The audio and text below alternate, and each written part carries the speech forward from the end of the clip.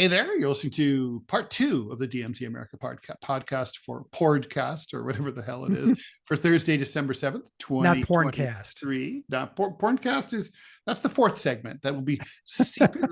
You know how like on some CDs, there's a secret track. Have you ever had that where you leave the CD on after the end, it stops playing, and then like 10 minutes later, there's a song that starts playing?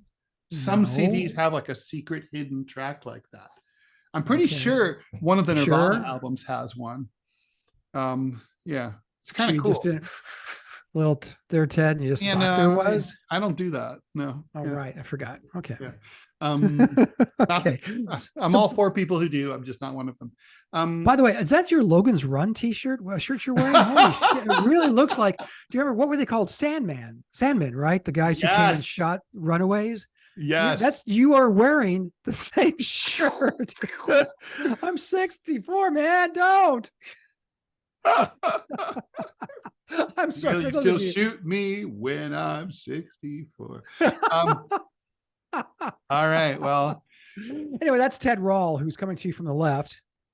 Yes, that's true, and that's Scott Stantis coming to you from the right. Yeah, we're both cartoonists. Yes. So, all right. So, really a remarkable moment yesterday in Congress.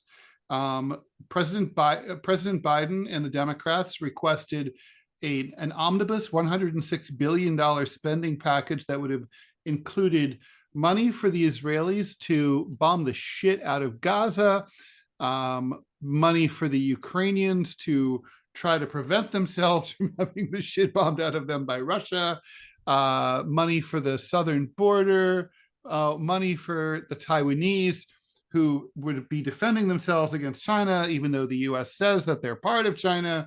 Color me confused.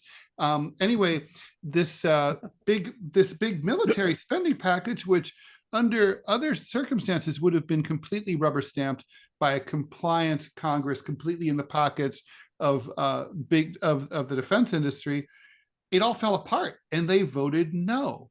And let's bear in mind, this was a Democratic-run U.S. Senate. Well, that's true, and of course, it's a very, very even split there, right? They're only one vote apart. But Bernie Sanders was the first Democratic senator to say that he will not support funding for Israel unless Israel issues firm, verifiable guarantees that they're going to stop killing civilians indiscriminately in Gaza. So far, there's been no such assurance, so therefore, Sanders is against it. So the whole thing fell apart. The Republicans also refused to support this bill because it doesn't provide any border funding. So, they wanted to attach Ukraine funding to border funding and blah, blah, blah. Basically, the Republicans and also the current speaker, Mike Johnson, had guaranteed when he became speaker that every bill was going to be a standalone spending measure, no more omnibus spending measures, so that they could vote for everything a la carte. I think that's reasonable. I like that too. Yeah. Yeah. I mean, like, why wouldn't you like that? I mean, I like it. And so anyway, so that whole thing fell apart. So basically it is super interesting because today is the second anniversary of October 7th, the Hamas terrorist attack from inside Israel that killed about 1,200 Israelis. It's the numbers are so fuzzy, Scott, though. Some of them were IDF soldiers, and there's some evidence also that the IDF also killed some Israeli civilians in order to avoid them being taken as hostages. That is a part of the directive that the IDF has, that like rather than allow you to become a captive, they will kill you if they can. And so there's all sorts of numbers that are kind of, and it's weird. I mean, originally they said it was 1,400, then they said it was 1,200. So anyway, the point is Hamas did that, and then the war started immediately against Gaza, and here we are. According to Hamas Health Ministry, 16,400 Palestinians have been killed so far, mostly children. Horrible state of affairs. I mean, look, let's start with Ukraine. I know the answer to this question, but how do you feel about sending more money to Ukraine? Well, initially, as you know, you and I would debate this, that I was very much in favor of supporting Ukraine, the Ukrainian government, under an unprovoked attack and invasion by Russia, a wholesale invasion of the country, which was a tactical misstep, to say the least, by Putin. But as time has gone on, you've now seen that they were, as you mentioned, I'm just repeating many of what your points initially were, that they've never been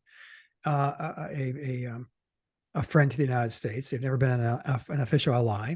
But now you have the parliamentary elections canceled. You've had the presidential election canceled. That means that democracy in Ukraine is, say with me, kids, canceled. Don't forget all rival media companies have been closed. And opposition leaders have been thrown in jail. And tortured. Well, I can't speak to that. Credible reports. Oh, okay, what's credible? We have mainstream media organizations. Anyway, okay, let's just gloss over that if we can for a moment and just say that now, I think, how weird is this, Ted, where we are now politically in this country, where the Democratic Party is pro-war, pro-libertarian, keep your hands, the government cannot do anything to my body. It's what a switcheroo. And now the Republicans. Well, the Democrats have always been pro-choice. I mean, come on. Yeah, not to this. I mean, their whole argument has become very libertarian. It's very funny to me, giggle worthy, if you will. If you went to abortion rights rallies like I did in the 80s, you saw people carrying signs that said like hands off my body and stuff like that. Oh, sure. Well, and they're right. Yeah. But now there's finally seeing the light. that government interference in your life is not a good thing. That having anyone in the government tell you what you can and cannot do or put into your body is preposterous.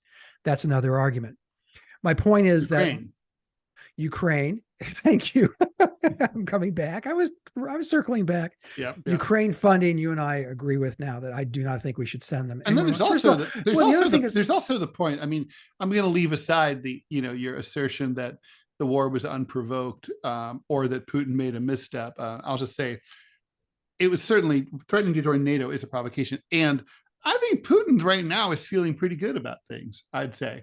But that's, I think, a huge geopolitical conversation that we really should have at some point about how the Russo-Ukrainian conflict has rejiggered the relationship with the global South. It's pushed, as Ramaswamy has said, it's pushed China and Russia into each other's arms and created a new alliance, the BRICS thing. That's a huge game changer. But anyway, but here's the other thing. If Americans don't like paying for wars, they really hate paying for losing wars. And Ukraine can't win. Well, not just that, Ted. Also, there's no accounting for where we send them these big checks, these big lottery size. I'm not sure if they show up like the big oversized checks on Foam Core. I'm not sure if they show up like that. Balloons. In my head, they do.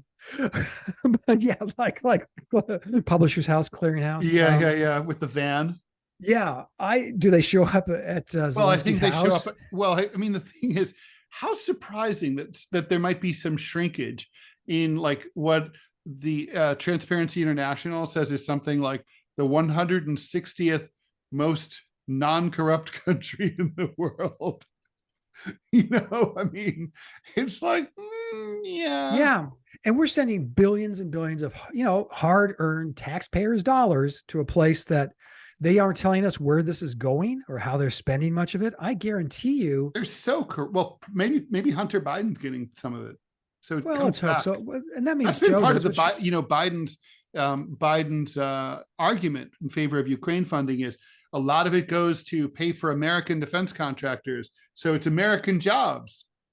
Well, it certainly is Hunter's, and I think the evidence is strong that he makes a pretty penny off of it also. True. And you seem to think, and you may be right, that foreign policy has been based on this.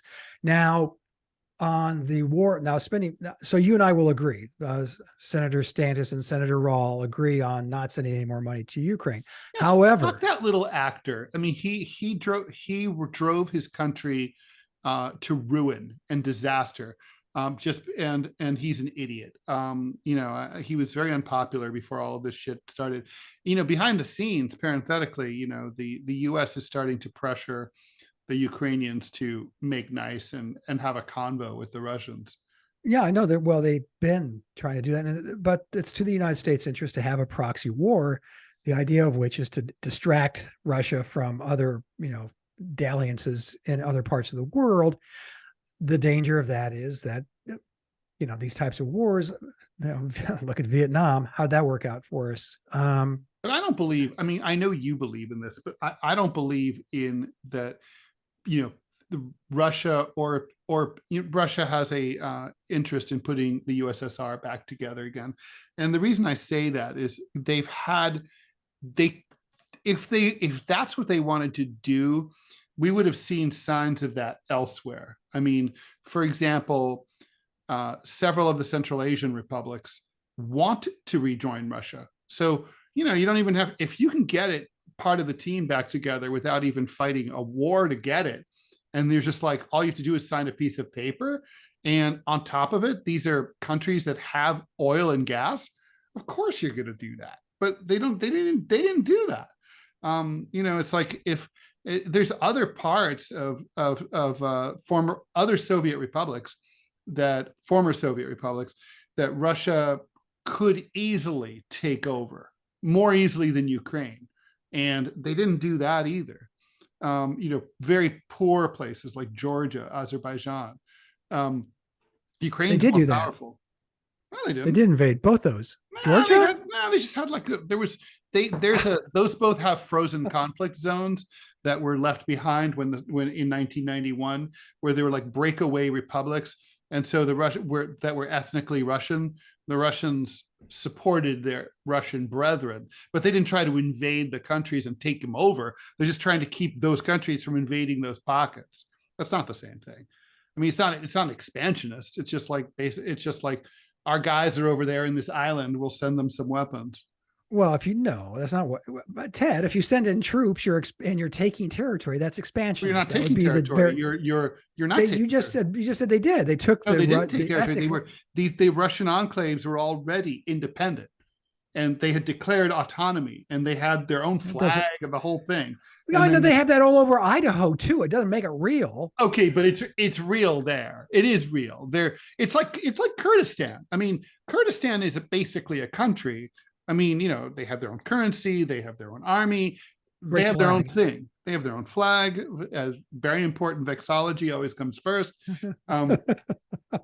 They have, as Scott has taught me wisely. So yeah, it's like it would be like us supporting the Kurds. Are we invading Turkish territory? No, it's already broken away, right? Well, but the Turks don't see it that way. The international community doesn't recognize it that way. So hence don't just nod at me. It's not an invasion. An invasion has a specific meaning where you take territory but the territory's already taken. No, you're saying that they've already declared themselves. God, that's like let's say you move into your neighbor's house while they're away. And then you're like, Scott, you call me, you're like, Ted, I'm really scared that my neighbor's going to come back and want his house back. Can you help me out? And I'm like, sure, I'll send you a flamethrower drone to help you out. And then, okay, so have I invaded your neighbor's house? No, you invaded your neighbor's house. I'm just helping. We can go round and round on that one, but you wanted to get this done. So let's go to Israel, where you and I do disagree. To a point. We should talk about Israel aid. Well, that's what I just said. Yeah. Sorry, I thought you said you kind of broke up there for me. Oh, sorry. No, Israel aid. And that is, I don't know. I don't have a problem with having strings attached to giving somebody money. When I give money to my kid, I'm going to say, I want to, this money goes towards this or that, tires for the car. This money goes towards your lunch at school. This money goes towards your tuition. This is for your fentanyl party. Right. The fentanyl hoedowns we have down here in Alabama. But without strings attached, I think we need to be, and I am one of the Americans who is not aware of what the end game is for the invasion of Gaza. Now, I understand the invasion of Gaza. I understand foisting, at the very least, revenge for the attacks of October 7th. Mm-hmm. But what is are we at revenge? Are we at revenge yet, Scott? I mean, parenthetically, I mean, 16,000 plus Palestinians dead. Again, you talk about numbers. I mean, has revenge been achieved yet? Are those the real numbers? I do question them. Those numbers are very low, but they're I disagree. No doubt many higher. I guarantee. And they're also coming from the Palestinians. This is going to be one of those conversations we have years from now where you're like, well, you were right about those numbers, Ted. No, it's like 80,000, 100,000. I guarantee it. Oh, I don't know. It can't be that high. It could easily be that high. Anyway, they're buried under the rubble. When it comes to the practical side of the American, where's the money going, and do we see an end game? And I'm not sure that the Israelis know what the end game is, other than they saw 1,200 of their fellow citizens slaughtered in the most inhuman ways. We all know where the end game is. Here, let me spell it out. If the war ends right now, if Netanyahu says, you know what, we're sorry, actually, we didn't want to start that war, it was an accident, our bad. They withdraw, the IDF leaves, and Hamas is allowed to stay. Okay, it's already all over. I mean, because the Hamas, Gaza is now uninhabitable. It has no sewage system, no electrical grid. It has no phone service. It's 60% of all dwellings have been flattened.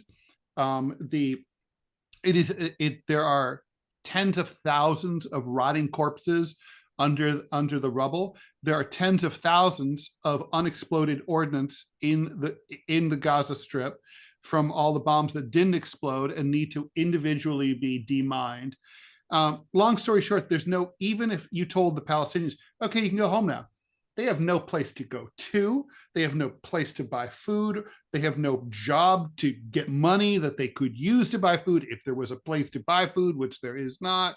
I mean, what would have to be done, let's just say that Israel and Palestine were at peace. Like right now, Israel would have to say, okay, we're going to set up a tent city in Israel for 2 million people. And they're going to have to stay there for 5 years while we demine and hire international contractors like Halliburton to come in and rebuild Gaza. I mean, okay, Israel doesn't have that kind of money. They're a small country. They have fewer than 10 million people. They can't absorb a 20% population increase. They don't have the money to pay to feed them. They don't have the money to rebuild Gaza. This is finished. I mean, Gaza's done. The people can't live there anymore, right? So that's like right now, they can't live there anymore. So Scott, you know what's going to happen. Guaranteed, the Israelis are going to throw open the gate to Egypt, to the Sinai. They don't even have to forcibly expel the Palestinians. The Palestinians will leave of their own accord. They will flee into the desert, and the Egyptian, and that's it. And then when the last one leaves, the Israelis close the door behind them, and then obviously the next step is they come in with bulldozers, they cart away all the rubble, they clean it all up, and then you have beautiful beachfront property, luxury resorts for Israelis and for tourists. It'll be gorgeous, and they'll rebuild it. It'll be a beautiful, shining place in 10, 15, 20 years. I think that's the plan. Yeah, you know what? I can see that happening now, and I can see the rationale behind it. But I think it's preposterous when people say, well, what? This is just going to piss them off. This is just going to radicalize them. A bunch of them stormed into Israel and in the most inhuman possible way, slaughtered 1,200 human beings. I'm not sure. But do you blame the civilian population for that? I mean, that's like sort of blaming, like, yes. Okay, the U.S. Slaughtered 1 million Iraqis. Now, yeah. would it be reasonable for an Iraqi bent on vengeance to come and kill you and me, Scott? I mean, maybe you, because you were for that, but not me. I was against it. Okay, so it's not reasonable because it's not like the people of Gaza held a vote And then, like, by an overwhelming majority, democratically, they decided to vote for this raid in this Hamas terrorist attack against the Israelis. They didn't vote for this. This is like they're literally a population of 2.3 million people, according to Israel, under the subjugation of 30 to 40,000 Hamas fighters, which is a tiny fraction of the population. Most people are just trying to get by, 99.9% of them. Most people, we don't have any idea whether the people in Gaza support Hamas or to what extent, because there hasn't been an election there for 17 years. And when there was, the Hamas, basically did not win. So they seized power illegally in a military coup. The people in Gaza, they're victims of Hamas, just like they're not. Let's put it this way: you can't hold people responsible for a non-democratic government deciding to launch a terrorist attack. I mean, how is that their fault? Well, you could make the argument that they did nothing to stop it, prevent it. There were no uprisings. There were no marches. There were That's what no. the Iraqis would say in our example. There were no. We didn't do anything to stop it. Well, you did. There were a lot of marches, especially the buildup to Iraq. I'm just telling you that there was vocal and marches opposition. are legal here, and they're not legal. You can't protest it. What do you think would happen a year ago if you had an anti-Hamas protest in Gaza? How long would you live? I'm going to guess not long. So I don't think that I don't think that people there had any choice. I mean, it's not reasonable to say this is their fault. Also, it's also not reasonable to say that Israel should not have. Oh, I do want to ask you this. Okay. Do you agree with me that Israel let this happen? And here's why I think they let it happen. Here's my basis for this. Okay, in no particular order. The New York Times reports that the detailed attack plans with the paragliders and the whole thing fell into the hands of the Mossad a year ago. They just chose to ignore it. Also, when Hamas breached, 3 days or 4 days before the attack, Egyptian intelligence warned the Mossad and said exactly what would happen and when it would happen and how it would happen. Israel chose to ignore it. They breached the fence. It was a high-tech electronic smart fence, which sent an immediate, instantaneous alert to the IDF. There is no question that it was received instantaneously. The earliest kibbutz that received any IDF response was 8 hours later. One kibbutz waited 16 hours. Now, Israel, I don't know if you've been there. I have been there. It is a small fucking country. You can drive from the Golan Heights to the southern border. Take your time on a shitty, slow road with traffic, 4 hours. I mean, it's not a big country. It's the size of New Jersey. It is a small country. So like all of that put together, I think, okay, you were warned. You were told to take, the IDF watched on social media. Hamas posted social media video of them practicing this kibbutz raid on their own sites, because it's part of Islamist jihadi ideology that you're supposed to warn the people that you're going to attack. So they did that, and Israel saw it. I mean, so now. And the part that really hurts my brain is that 8 hour delay. Like you knew for 8 hours. No, you had a military base right there. You didn't even, 8 hours? Come on, how is that even possible? Well, it's one of those things, Ted, that I think intelligence agencies, we misname them by using the phrase intelligence, because we had intelligence of 9/11. There was clearly warning signs of that. And but that was vague. Scott, there was like Bush. I'm not a fan of George W. Bush, but he kept getting beaten up about that memo, Al Qaeda preparing to attack the United States. I've read that memo. I'm sure you read that memo. Mm-hmm. It doesn't say, they're going to hijack planes and fly them into the World Trade Center. It doesn't say it's going to happen on September 11th. The plans that Israel got said exactly how and when this was going to happen. So are you implying that you think the Israeli leadership knew this was going to happen and let it happen so they could do what they're doing now? Yeah, I think that's what happened. I'm not 100% sure, but I'm better than 80% sure in my mind. I think Netanyahu is a bastard. I think that what first of all, he's going to prison if this war ends, right? Because he's already in deep trouble. So yeah. He's like Israel's little Trump. He's like, he has to stay in power to avoid going to jail. I think that Netanyahu thought, and his allies thought to themselves, it's a terrible thing, but what if we let this happen? And then we'll have a pretext to go in and wipe out Gaza, and we can annex the whole fucking thing.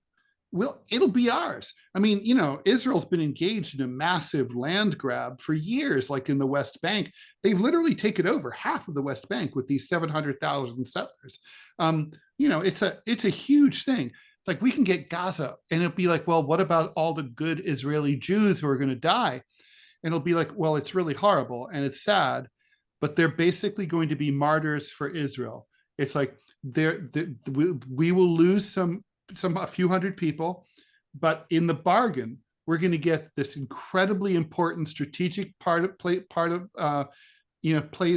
of historic Palestine, and we want all of it. Bear in note, from the river to the sea, people who support Israel criticize people who support Palestine for having that slogan. But you know who else has that slogan? The militant Israelis. They also want it all. They want, like Hamas, they want the whole thing to themselves, Palestinian free.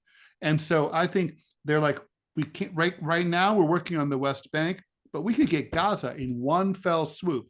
And to add to my reason to think that, the Washington Post had an assessment from inside the IDF. It appeared, I think either yesterday or the day before, where they said, they admit they've killed hardly any Hamas fighters. They said that according to the Israelis, the vast majority of the deaths have been civilians. So this is like, they went after the civilians on purpose. They went after the civilian population. They don't care about Hamas. That's like a whatever. Like, this is not about, it's not like they were going to surgically get rid of Hamas, topple them, and then install, like we talked about like a few weeks ago, like a puppet regime. It's not about that. They want everyone out. They want the whole thing out, because you couldn't really surgically remove Hamas anyway, even if you wanted to, but I don't think they ever wanted to. Well, you'd have to bomb Qatar. So yeah, well, that's correct. That's 100% right. Yeah. It would have to be the bars at happy hour. Yeah, that's right. So I think that's what the Israelis are on about. I mean, and you can sort of tell also by the way that they went about this.